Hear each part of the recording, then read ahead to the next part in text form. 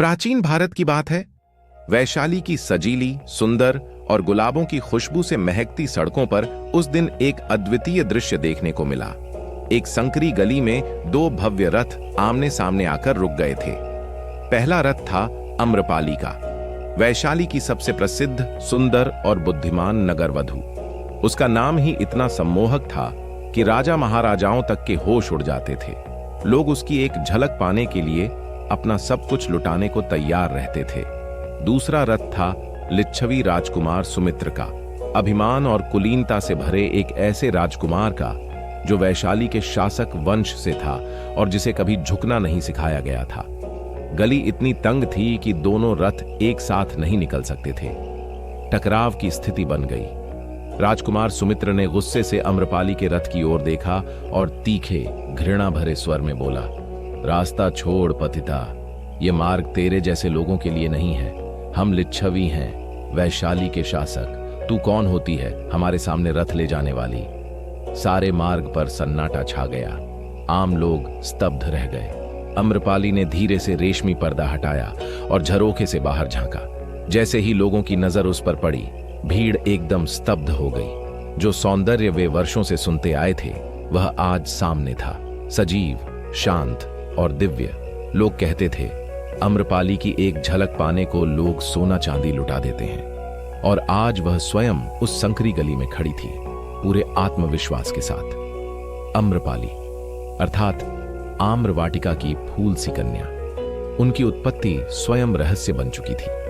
कई कथाएं उनके जन्म के इर्द गिर्द घूमती थीं। सबसे प्रचलित कथा के अनुसार एक वसंत भरे दिन, जब आम्र वाटिका में पेड़ फलों से लदे थे और हवा में आमों की भीनी खुशबू तैर रही थी, तभी एक ब्राह्मण ने एक नवजात कन्या को आम के पेड़ की छांव में पाया। उसके चारों ओर फूलों की पंखुड़ियां गिरी थीं, जैसे प्रकृति स्वयं उसे स्वागत कर रही हो। इस अद्भुत संयोग के कारण उसका नाम रखा गया आम्रपाली। कुछ अन्य जनश्रुतियां यह कहती हैं कि वह किसी कुलीन ब्राह्मण या क्षत्रिय परिवार की संतान थी, पर परिस्थितियां ऐसी बनी कि उन्हें समाज की एक अलग परिधि, नगरवधू का रूप धारण करना पड़ा। जबकि कुछ इतिहासकार यह मानते हैं कि उनकी सुंदरता और कला में ऐसी सम्मोहक शक्ति थी कि वैशाली की सभा ने उन्हें राज्य की नगरवधू घोषित कर दिया, ताकि उनका सौंदर्य और विद्या किसी एक के अधीन न होकर समस्त नगर के सौंदर्य बोध और प्रतिष्ठा का प्रतीक बन जाए।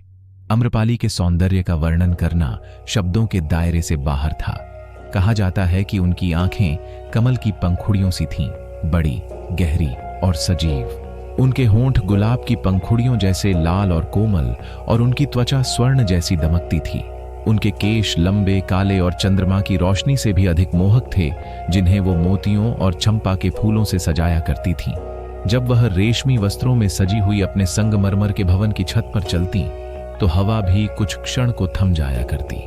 उनकी चाल मृगनयनी सी थी, न धीमी न तेज, बस उतनी ही जितनी आवश्यक हो किसी को सम्मोहित करने के लिए। आम्रपाली केवल सुंदर ही नहीं थी, वह विदुषी भी थीं। उनका नृत्य ऐसा था कि वीणा की तारें स्वयं उनके कदमों की ताल पर झंकृत हो उठती थीं। उनकी गायन शैली में करुणा और प्रेम का अद्भुत मेल था।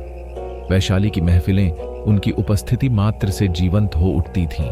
उनके दरबार में बुद्धिजीवी, कलाकार, कवि और यहाँ तक कि राजा अजात शत्रु जैसे शक्तिशाली शासक भी खींचे चले आते थे। परंतु वे वहां सिर्फ सौंदर्य देखने नहीं, बल्कि उनकी विचारशीलता और उदात्तता का अनुभव करने आते थे।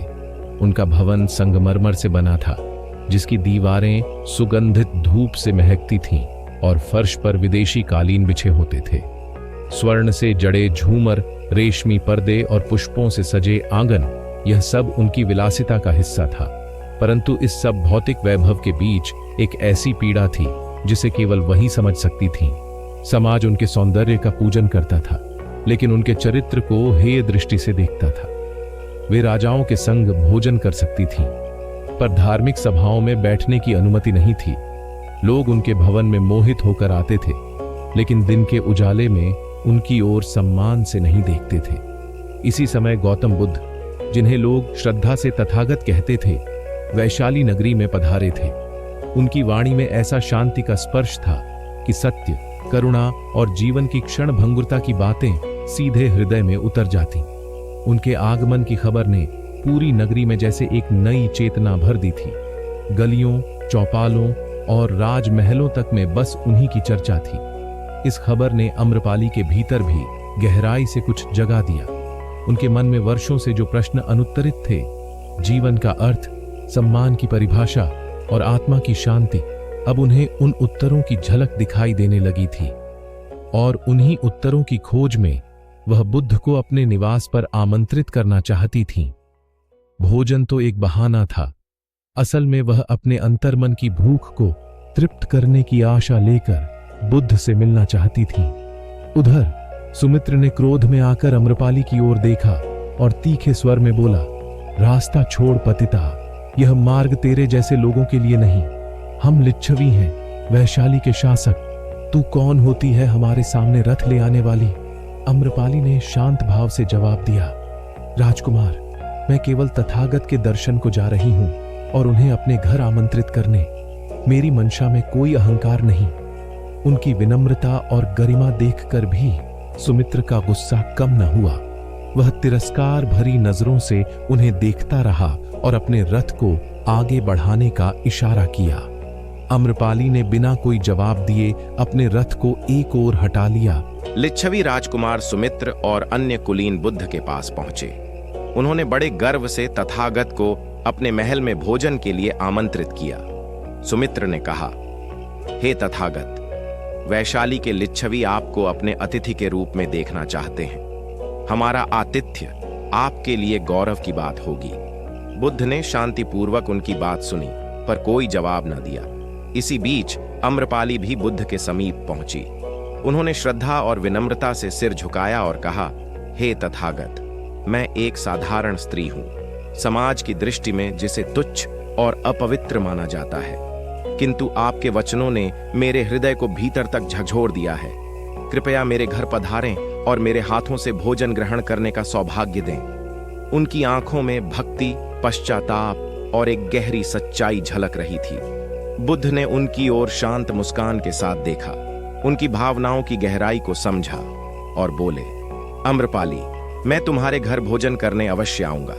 यह सुनते ही वहां सन्नाटा छा गया। लिच्छवी राजकुमार स्तब्ध रह गए। उनके चेहरे पर अविश्वास की छाया फैल गई। इसी दौरान बुद्ध के कुछ नए शिष्य आपस में धीरे धीरे फुसफुसाने लगे। उनके मन में भ्रम उत्पन्न होने लगा।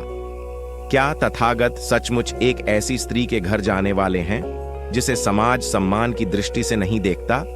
उनके चेहरों पर संकोच और असमंजस साफ झलक रहा था। कईयों ने प्रश्नवाचक दृष्टि से एक दूसरे को देखा। जहां समाज का कोई आदरणीय व्यक्ति पांव नहीं रखता, वहां बुद्ध क्यों जाना चाहते हैं? धीरे धीरे यह फुसफुसाहट एक मौन हलचल में बदल गई। पर बुद्ध का चेहरा पहले की ही तरह शांत और निर्विकार था।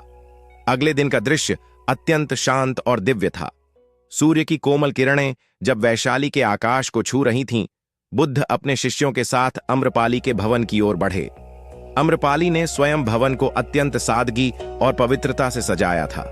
न रेशम, न स्वर्ण, न कोई विलासिता, केवल पुष्पों की माला, दीपों का प्रकाश और मन की श्रद्धा। वह स्वयं पाकिनी बनी, हर व्यंजन अपने हाथों से बनाया। उनके चेहरे पर अब वैभव का नहीं, विनम्रता और शांत संतोष का भाव था। भोजन के बाद बुद्ध मौन होकर बैठे, फिर धीरे से वचन दिए, संसार का सुख क्षणिक है, जैसे प्रातःकाल की ओस जो सूरज की पहली किरण पड़ते ही विलीन हो जाती है। सौंदर्य, धन, यश, ये सब उस रेत के महल जैसे हैं जिन्हें समय की लहरें बहा ले जाती हैं। सच्चा सुख आत्मा की शांति में है, जो तब प्राप्त होती है जब मन ध्यान से स्थिर हो, हृदय करुणा से भरा हो और बुद्धि जागरूक हो। भीतर गहराई तक डूब चुकी अम्रपाली की आंखों में प्रश्न जागा। उन्होंने श्रद्धा से पूछा, हे तथागत, क्या सौंदर्य का कोई मूल्य नहीं? क्या यह भी एक भ्रम है? बुद्ध ने उसकी ओर शांत दृष्टि से देखा। वहां तिरस्कार नहीं, केवल करुणा और सत्य था। अम्रपाली, उन्होंने उत्तर दिया, सौंदर्य भी एक गुण है, परंतु जब वह केवल रूप तक सीमित होता है तब वह मोह का कारण बनता है, और मोह ही दुख का मूल है। यदि सौंदर्य को आत्मा के प्रकाश के साथ जोड़ा जाए करुणा, सेवा और विवेक से, तो वही सौंदर्य लोकहित का साधन बन जाता है। रूप क्षणिक है, पर गुण चिरस्थायी। जैसे फूल की सुंदरता कुछ ही समय की होती है, लेकिन उसकी सुगंध किसी के जीवन को बदल सकती है। अम्रपाली की आंखें नम हो गईं।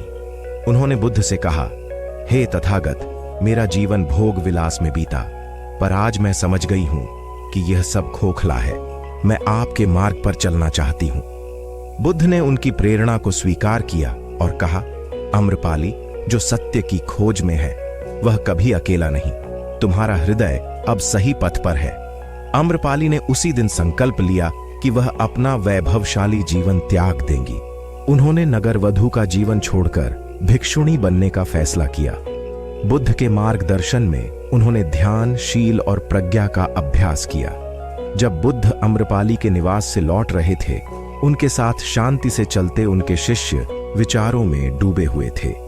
कुछ वरिष्ठ भिक्षु मौन थे, पर कई नवदीक्षित शिष्यों के मन में उथल पुथल थी। वे पूरी तरह से समझ नहीं पा रहे थे कि तथागत जैसे महापुरुष ने समाज द्वारा अपवित्र मानी जाने वाली स्त्री के घर जाकर भोजन क्यों स्वीकार किया। थोड़ी देर की चुप्पी के बाद एक युवा भिक्षु ने साहस करके पूछा, भंते, क्षमा करें, परंतु एक जिज्ञासा है। आपने अम्रपाली के आमंत्रण को स्वीकार किया। वह स्थान जहां कोई सम्मानित व्यक्ति नहीं जाता, उस नगरवधू के घर भोजन करना, क्या यह धर्म के विरुद्ध नहीं है? अन्य शिष्यों ने भी ध्यानपूर्वक बुद्ध की ओर देखा। उनका चेहरा शांत था, जैसे वह प्रश्न पहले ही जान चुके हों। बुद्ध मुस्कुराए। उनके स्वर में न उपालंभ था, न उपदेश, केवल करुणा थी। यह समाज नाम और पेशे के आधार पर मनुष्य का मूल्य आंकता है, पर धर्म ऐसा नहीं करता। धर्म केवल चित्त की शुद्धता और हृदय की पवित्रता देखता है। जो स्त्री वर्षों तक समाज की उपेक्षा सहती रही, वही आज विनम्रता, श्रद्धा और आत्मबोध के साथ सत्य के मार्ग पर चलने को तैयार थी। कमल कीचड़ में खिलता है। कीचड़ उसका अपमान नहीं करता, बल्कि उसकी महानता का आधार बनता है। अम्रपाली वही कमल है जो कीचड़ से ऊपर उठकर प्रकाश की ओर मुड़ा है। भिक्षुओं, याद रखो, सभी मनुष्य एक जैसे हैं। सबकी उत्पत्ति एक ही मिट्टी से हुई है। सब में पीड़ा है, इच्छाएं हैं और मुक्ति की चाह है। किसी को केवल उसके बाहरी रूप, उसके पेशे, जाति या अतीत से आंकना अज्ञानता है।